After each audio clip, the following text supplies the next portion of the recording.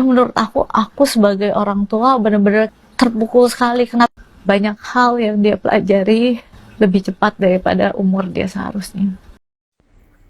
Nah kan, KPRO lagi keliling tuh di sosial media tuh, terutama di TokTok. Hati-hati kalian ya, terutama untuk Sergios nih. Berarti pertanda 888. Citizen of Yampun, salam hormat, selamat pagi, siang, sore, malam, dan sampai subuh. Ini gua akan mengklarifikasi ya video terbaru podcast dari Bang Denny Sumargo, di mana Sarwenda memberikan statement yang seolah-olah memposisikan dirinya sebagai victim, ataupun dia ingin mengklarifikasi bahwa dirinya seolah-olah tidak bersalah atau bagaimana. Tapi kita nggak bisa menilai dari sebelah mata aja ya. Kita harus mendengarkan dari kedua belah pihak, mana yang baik dan mana yang benar, karena kebenaran akan seperti itu. Dan ada juga berita bahwa Kau Ruben sedang mengumpulkan bukti-bukti. Jadi ini sebetulnya genderang perang sudah bertabuh kencang sekali ya. Dan kali ini kita akan bahas secara detail apakah benar yang diomongkan Sarwenda atau tidak. Kita nggak boleh menilai secara subjektif, harus objektif ya. Ini dari YouTube-nya Bang Denny Sumargo. Kita akan lihat secara rinci bagaimana pihak dari Sarwenda atau Sarwenda sendiri mengeluarkan statement-statement yang menurut gua sih jomplang ya. Tapi kita lihat aja deh, yuk.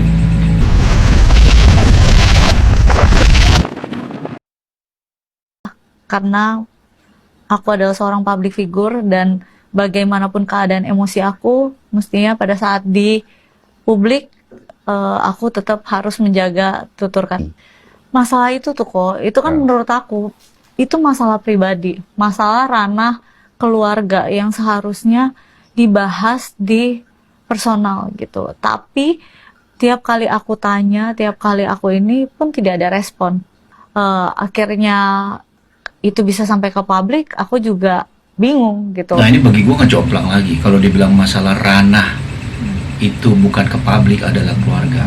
Kata-kata yang dia keluarkan yang berupa hewan sama kata kencang itu juga harusnya di dalam keluarga dong. Tapi dia ngomong itu live dan akhirnya menyebar kemana-mana.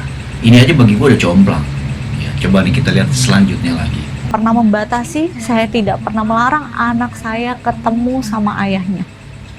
Karena bagaimanapun saya punya cerita dengan dia. Gitu. Saya usaha, saya tanya gitu, tapi tidak ada respon. Jadi saya juga bingung harus kayak gimana. Akhirnya dilempar ke pengacara dan kadang-kadang dilempar ke anak. Dan anak-anak kan ya masih anak-anak, ada kadang jam waktu mereka pegang handphone dan tidak gitu loh. Secara personal saya juga tidak, lebih sangat jarang mengecek handphone anak-anak saya karena menurut saya waktu dia anak-anak dengan beliau, mereka mau chat, mereka mau telepon, silahkan. Saya juga tidak pernah membatasi. Itu aku kurang paham. Maksudnya kan kamu ngubungin Koruben. Saya ngubungin beliau, tapi tidak ada respon dari beliau. Untuk masalah waktu dia sama anak-anak gitu. Ya misalnya kita lagi chat nih, lagi chat tentang anak atau apa, saya tanya sampai yang terakhir deh, anak-anak ulang tahun gitu, dia pun tidak respon. Itu aja sebelum itu dia sudah 6 bulan tidak chat saya. Maksudnya kalau misalnya memang dia ingin ketemu anaknya, ya chat saya udah bilang dari awal, tanya jadwalnya, karena kan anak-anak ada hobi-hobi mereka, ada impian-impian mereka yang perlu kita support gitu. Jadi ada jadwal-jadwal mereka yang sudah pasti. Nah, berarti kalau soal Ruben yang nggak bisa ketemu anaknya itu seminggu 3 hari, ini pihaknya Sarwenda atau Sarwenda sendiri ngomong bahwa ada jadwalnya yang sudah tidak bisa diganggu gugat, jadwal kursus, les ini, les itu, mungkin seperti itu ya. Maka itu akhirnya terjadi miskomunikasi. Tapi menurut gua sebetulnya semua ini bisa diperbaiki kalau tidak ada video yang viral itu dan tidak ada dia istilahnya mengumbar kemesraan dengan pacar barunya atau Gio itu. Karena pasti Ruben pun melihat. Dan akhirnya, kenapa akhirnya pihak dari Ruben itu menggunakan pengacara? Karena ini udah terlewat batas. Ya, video-videonya kita udah sering lihat banget kan, bahwa anaknya begini, dia ngomong begini, sampai 200 juta, soal lift, soal cong, sampai anaknya begini, dan terakhir akhirnya Thalia dan Tania itu ketemu di airport tapi pandangannya berbeda. Kita udah tahu semua seperti itu. Tetapi sekarang yang terjadi adalah Sarwenda seperti membentengi dirinya bahwa segala sesuatunya terjadi bukan salah dia. Menurut gue sih kita nggak bicara siapa yang salah siapa yang benar ya, tapi kenyataan yang ada, fakta-fakta video, screen video itu yang berbicara menurut gue. Kita lihat videonya selanjutnya.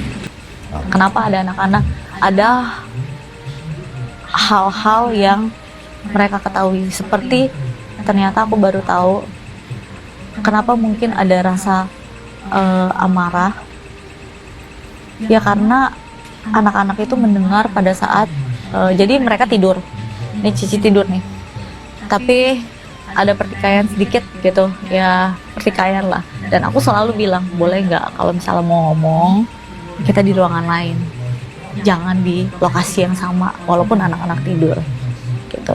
Tapi tetap ada percekcokan di sana. Jadi ternyata Cici mendengar itu. Jadi dia pura-pura tidur. Dari mana kamu tahu Cici dulu? Karena Cici yang ngomong akhirnya. Oh, Cici ngomong, ayah marahin tuh gara-gara ini. Dia kan nggak suka kan sama keluarga Yu. Aku kaget. Kenapa Cici bisa bilang kayak gitu? Iya, ayah dengar. Kapan dengar ya? Ayah tuh kebangun tahu Bun. Pada saat kalian ngomong, ayah dengerin tapi ayah pura-pura tidur. Jadi makanya aku selalu bilang boleh nggak di tempat yang lain gitu. Selalu aku bilang kayak gitu, tapi selalu di tempat yang sama. Jadi Nah ini kita mesti ngelihat secara jelas ya, bahwa mengatakan seolah-olah keributan yang terjadi saat mereka masih bersama, Ruben itu selalu berbicara tidak pada tempatnya. Sarwenda bilang yuk kita ke tempat lain, maka itu anaknya jadi ikut mendengar. Tapi ini menurut gua tidak ada bukti. Ya, semua itu harus berdasarkan bukti. Hanya pernyataan dari pihak Sarwenda. Kalau mau bukti, ya harus bicara bukti dong. Kalau misalnya di pengadilan. Jadi kalau menurut gua, ini dia menggunakan anaknya sebagai alibi untuk memperkuat bahwa sebenarnya yang terjadi dalam pernikahan mereka itu bahwa Ruben sering berbicara tidak pada tempatnya, masalah percekcokan, masalah apa. Menurut gue sih ini statement-statement yang menyesatkan dan menjatuhkan dari pihak Ruben ya. Makanya tadi gue udah bilang dari awal, ini genderang perang sejak ada Sarwenda di Doni Sumargo podcastnya yang di YouTube itu. Ini genderang perang semakin kencang. di situ aku kayak terpukul sekali. dari pas kalian masih bersama? Masih atau bersama. Oh. Pada saat Onyo hadir, nggak lama anak-anak ada psikolog. Kenapa kamu bawa ke psikolog anak-anak? Trigger awalnya adalah waktu itu Cici Talia tantrum. Nah ini gue juga nggak setuju ya. Gue pribadi dan mungkin banyak dari netizen juga nggak setuju. Kalau anak lagi tantrum umur 11 sampai 12 tahun, kenapa harus dibawa ke psikolog? Seharusnya kan tanggung jawab seorang ibu untuk menenangkan anak. Tantrumnya karena apa dulu? Itu kan berarti karena pola didik yang tidak, menurut gue tidak pada tempatnya. Tapi gue nggak mau ngejudge bahwa dia nggak bisa mendidik. Tapi setahu gue ya, anak 12 tahun kok dibawa ke psikolog? Kecuali dia sangat bermasalah sekali. Misalnya anak ini melakukan perbuatan-perbuatan yang di luar kemanusiaan gitu, karena pernah ada cerita seperti itu. Ini cuma tantrum, kayak anak gak dikasih gadget main terus tantrum, kok dibawa ke psikolog? Ini aja menurut gua udah pola didik yang sangat salah. Gua berani jamin ini sangat salah. Karena apa? Anak ini masih kecil, masih bisa diatur, masih bisa dibicarakan. Itu kan tugas orang tuanya. Kok dibawa ke psikolog? Nggak masuk akal menurut gua. Gara-gara apa dia tantrum waktu itu? Kalau Tantrum nggak tahu kenapa, jadi dia tuh kayak tiba-tiba jadi kayak nangis, bisa pukul-pukul. Ya menurut aku sebagai orang tua bener-bener kayak terpukul sekali. Kenapa aku juga kaget loh. Itu pada saat aku dengar, aku sedih banget. di psikolog itu dia terapi tuh. Iya. Apa penyampaian psikolog ke kamu mengenai kondisi? Nggak banget ya. Menjadi Nggak dia banget. juga tidak mudah kok. Kenapa? Di umur segitu, aku melihat dia anak yang sangat sensitif dan banyak hal yang dia pelajari lebih cepat daripada umur dia seharusnya. Salah satu contohnya ya dengan kasus-kasus kayak gini, dia lihat di luaran di berita kayak gimana gitu. Aku juga ngomong sama dia pelan-pelan, karena kan ya anak kecil, kita ada keinginan, anak kecil pun ada keinginan. Kalau aku dari dulu kok menghormati keinginan sama-sama, kita cari jalan tengah. Apalagi Cici udah umur 11 tahun, jadi udah mulai bisa vokal mengutarakan apa yang dia pikirkan sebenarnya. Aku selalu bilang, apa yang Cici lihat di luaran sana, berita atau apapun, dari teman, dari siapapun gitu. Kalau Cici nggak ngerti, tolong tanya sama Bunda. Gue nggak tahu ya kalau kalian, tapi menurut gue sih ini balik lagi ke pernyataan gue di awal, sangat jomplang. Statement-statement dari Sarwenda ini sangat jomplang dengan kenyataan dan video-video bukti yang akhirnya jadi bukti di media sosial itu berbanding terbalik dengan omongan dia. Dia bilang anaknya sudah mempelajari, kalau gue nggak salah ya, mempelajari kenyataan atau belajar dari yang tidak umurnya, maksudnya melihat masalah-masalah orang dewasa. Kan dia sendiri yang mempertontonkan kedewasaan itu di depan media, lagi live, bahkan di depan anak-anaknya, mesra-mesraan segala macam. Itu kan menurut gue sebagai orang tua itu nggak pantas banget. Tapi sekarang dia memperlihatkan seolah-olah pihak itu bahwa tontonan itu terjadi karena dari pihak Ruben. Bener gak sih gue? Gue merasa begitu dari gue nonton semua nih. Yang salah tuh bukan dia, yang salah tuh bukan dari pihak Sarwenda ataupun pacarnya, tapi yang salah dari pihak Ruben. Sementara kita tahu kebenarannya, bahwa bukti-bukti yang menunjukkan bahwa Ruben sampai segitunya marah dan sampai hire seorang Bang Minola, pengacara terkenal, untuk mengurus masalah ini kan dari dia permasalahannya. Jomplang banget.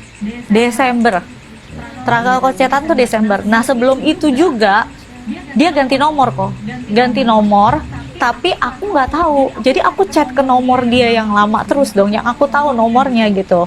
Tapi emang ganti nomor Nah pas terus kamu chat. pada saat itu ada Onyo, jadi aku tanya sama Onyo nih kok Bunda chat ayah nggak delivered ya gitu loh. Onyo bilang ganti nomor, baru aku minta kirimin nomornya. Terus saya bilang dong, bukannya saya mau ikut campur dengan kehidupan kamu yang baru, tapi tolong diinfokan kalau ganti nomor. Kan kalau misalnya kita ganti nomor, orang yang ganti nomor yang harus info dong kok. Atau saya yang harus nyari-nyari? Saya jadi bingung gitu loh. Gue udah nggak bisa berkomentar lagi deh, karena menurut gue semua yang di statement ini sangat berbanding terbalik, ya itu seperti kata gue tadi ya, ngejomplang. Ini ngejomplang banget dengan kenyataan-kenyataan dan video-video yang beredar di media sosial tentang dia dan pacarnya dan juga permasalahan dia dengan Ruben. Ngejomplang banget.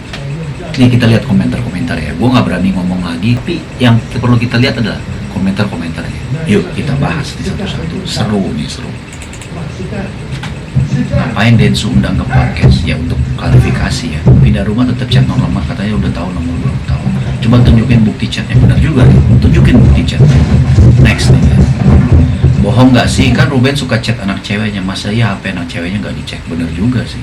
Bukan kalau WA nanti ganti nomor tetap ada nomor aktif, notif. Oh iya ya benar juga ya. Akan ada notif kan kalau misalnya ganti nomor. Itu benar. Habis ini Ruben ke Densu sambil bawa bukti-bukti makin gacor. Wah benar juga nih. Kalau Densu sampai bawa bukti-bukti ke Denny Sumargo dan juga Onyo buka suara, kelar deh udah semua. Semua statement Sarwenda langsung dipatahkan. Ya. Ini nextnya nih.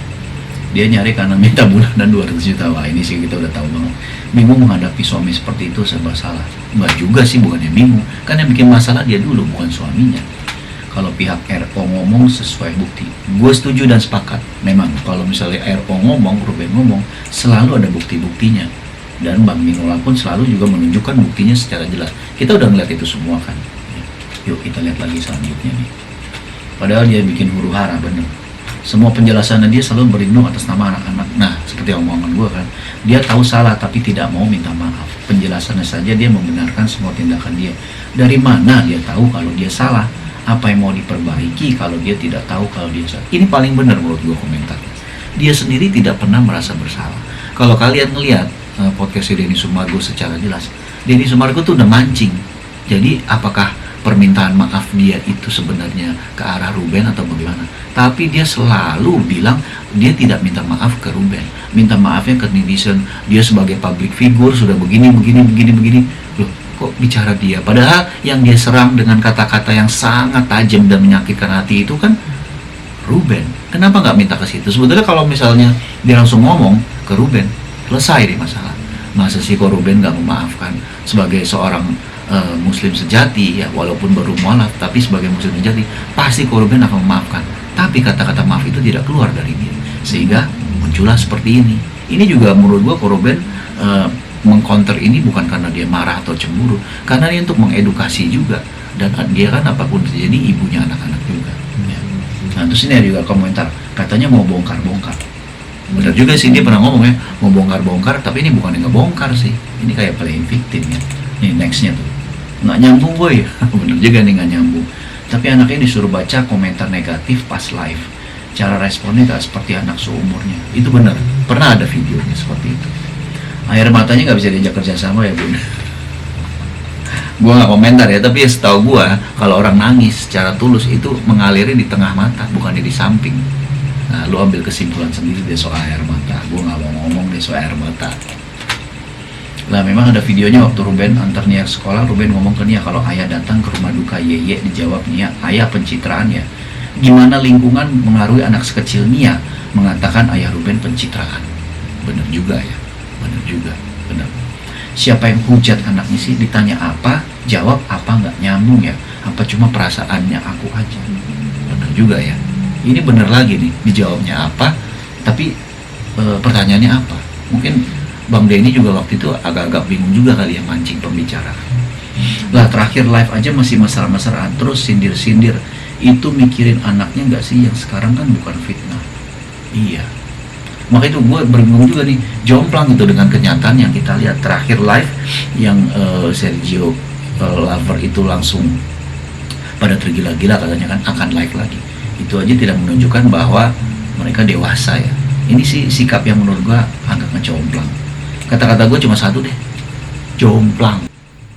Nah kan, KOKRO lagi keliling tuh di sosial media tuh, terutama di TokTok. Hati-hati kalian ya, terutama untuk Sergios nih. Sergios sama pembela-pembela yang kontra sama KOKRO. KOKRO lagi nyimpen semua viti-viti, hati-hati. Viti-viti sama live ya yang nge-framing RO itu langsung KOKRO-nya sendiri yang turun tangan untuk nge-save, ngerekam atau nge-capture. Hati-hati kalian, dilaporin. Jangan sampai kalian bawa-bawa masalah agama. Aku udah sering ngomong sama teman-teman ya dari VT ataupun lagi di live. Jangan menyangkut pautkan masalah KOKRO dan SW ya, di framingnya masalah agama yang menjelekkan namanya hijrahnya orang ya, spiritualnya seseorang. Jangan, kita fokus terhadap SDM masing-masing manusianya, individunya ya, tingkah pola perilakunya, manusianya. KOKRO lagi keliling-keliling, hati-hati. Ada satu Sergios nih yang terlalu kentara banget ngehina masalah tentang masjidnya KOKRO nih. Jangan sampai konten-konten kreator lain atau teman-teman yang live, kalian semua masuk laporannya dari KOKRO. Bisa kalian nanti dibawa ke ranah hukum. Hati-hati ya. Kalau kalian mau kontra terhadap KOKRO, please tolong yang realistis. Jangan terlalu berlebihan sampai agama-agama disangkut pautin, oke? Be careful, share konten sama kalian kalau lagi yang live-live. Jangan sembarangan asal ngecapruk aja, ya kan? Capruk makanan kali. Ada yang udah live nih, tapi di eksklusif. Wow, pertanda bulan besok berapa? Bulan 8, berarti pertanda 888. Coba kita lihat. Aku dan Mamio ini hubungannya makin dekat sekali. Aku makin mengenal Mamio, Mamio juga makin mengenal aku. Kita saling sayang each other. Aduh, Mamio tuh terus dikit-dikit cariin aku terus gitu, saking sayangnya banget sama aku gitu. Jadi ya udah gitu ya, makin sayangnya. Hah? Iya.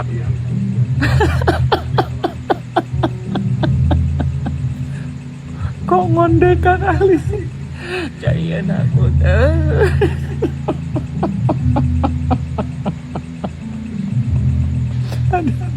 Ada netizen.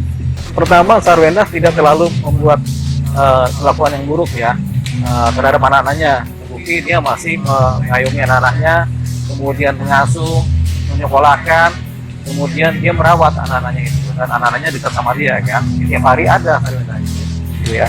Jadi Sarwenda bukan ingkar atau lalai. Kalau orang tua atau ibu itu ingkar atau lalai, dia tinggalkan anak-anaknya tidak sekolah, tidak diberi makan, tidak dinafkahi, gitu. Tapi kan ini kita tidak dapat Sarwenda melakukan itu kan. Jadi dia punya posisi yang kuat untuk mempertahankan hak asuhnya, gitu.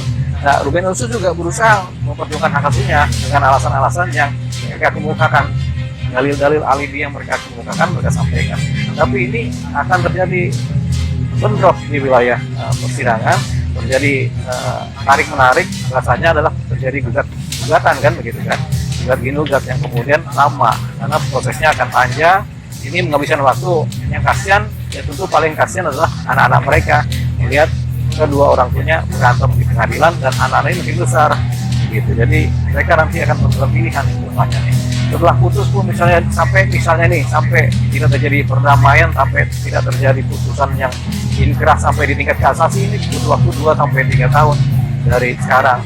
Nah, anak-anak ini kan usianya akan melewati usia 12 tahun dan anak-anak nanti akan melihat dia akan pilih siapa, apakah milih bapaknya, apakah milih ibunya, nanti akan kelihatan situ. Nah, putusan pengadilan yang inkrah setelah setahun atau 2 tahun ke depan malah tidak bermakna buat anak-anak tersebut, karena anak-anak sudah bisa memilih. Gitu. Jadi walaupun misalnya putus dimenangkan oleh Ruben, itu hak asuh anak, tapi itu setelah putus setelah 1,5 tahun atau 2 tahun kemudian, ada anak yang sudah usia 12 tahun lewat, dia sudah bisa memilih mau ikut Ruben kah atau malah mau ikut. Parah banget ya, urung lagi ke perlindungan anak, boleh-boleh saja. Tapi jangan lupa ya, gue tetap akan berada di sisi Wen-Wen dan Gio. Gue mendukung Wen-Wen untuk membongkar segalanya sesuai dengan perkataan dari lawyernya si Wen-Wen yang keren banget menurut gue ya. Mereka nggak takut untuk itu. Maka yang harus kita dukung adalah dibongkarnya fakta-fakta yang sebenarnya oleh Wen-Wen. Semangat Wen-Wen. Gue dengar katanya Sarwenda keluar dari rumah yang belum dibayar lunas oleh si mereka berdua pada saat pernikahan ya.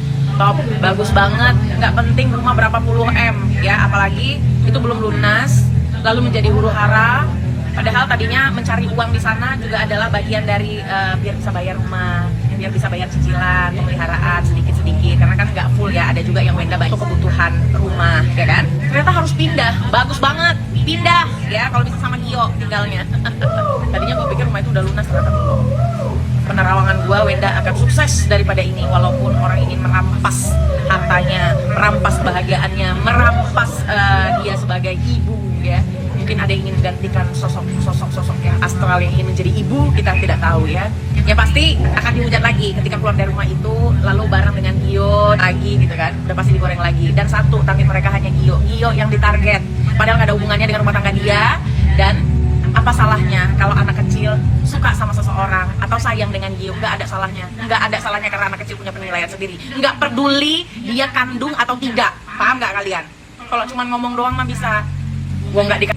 Jadi ini ada statement dari seorang pengacara ya, yang bilang bahwa ada kemungkinan Ruben bisa kalah kasasi, karena ternyata gue juga baru tahu kalau anak sudah berumur lebih dari 12 tahun dia berhak menentukan ikut ayah atau ibunya. Nah, tetapi kan pengacara ini tidak mengetahui dan tidak menyelidiki bukti-bukti yang sudah dikumpulkan oleh pihak Ruben ataupun bukti-bukti yang sudah dikumpulkan pihak dari Sarwenda. Jadi genderang perang ini tetap akan berlangsung dan tetap akan terjadi lebih kencang lagi. Masalah nanti keputusan hak asuh sekitar 18 hari ya, 18 hari atau 17 hari lagi, itu nanti kita serahkan kepada pihak pengadilan siapa yang lebih berhak. Seandainya pun misalnya terjadi antara Ruben dan Sarwenda, misalnya Ruben menang, pasti akan ada kasasi lagi. Kalau misalnya pun terjadi, itu prosesnya bisa 3 tahun lagi, dan saat itu anaknya Ruben bisa memilih. Ya, kita sih berharap genderang perang ini cepat segera selesai ya, dan kemenangan berada di tangan orang yang sangat mencintai anak-anaknya, entah dari Ruben atau Sarwenda. Kita nggak bisa menilai secara sepihak, tetapi berdasarkan bukti-bukti yang ada, semua pasti lebih setuju bahwa anak-anak itu dirawat oleh Ruben, karena lingkungan yang kita pernah lihat dari video-video yang sudah ada, yaitu dari Sarwendanya, sangat tidak sehat untuk kedua putri Ruben. Semoga yang terbaik terjadi, walaupun genderang perang ini terjadi, tapi memang keduanya demi anak. Sampai di sini dulu videonya, semoga bermanfaat ya. Bye bye.